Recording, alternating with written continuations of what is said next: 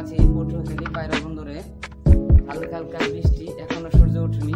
এই নীরবতাটা যেন প্রাকৃতিকের সঙ্গে একান্ত সময় কাটানোর সুযোগ। চলো আমার সঙ্গে বন্দরটা ঘুরে দেখি সকালটা কেমন। বন্ধুরা, সকালে বন্দরের এক ধরনের ঠান্ডা ও প্রশান্তি আছে।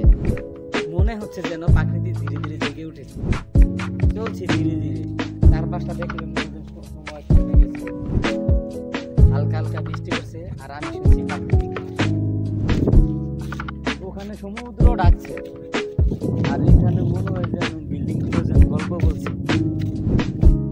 এই জায়গাটা হলো পটুয়াখালীর গর্ব, পায়রা বন্দর। এখানে এসে মনটা অন্যরকম হয়ে যায়, যেন সব ক্লান্তি ধুয়ে যায় সাগরের বাতাসে। তাহলে লাইক দিও আর এমন ভিডিও পেতে চ্যানেলটা সাবস্ক্রাইব করে রেখো। আর দেখা হবে আগামী কোনো ব্লগে। সবাই ভালো থেকো, সুস্থ থেকো। আল্লাহ হাফেজ।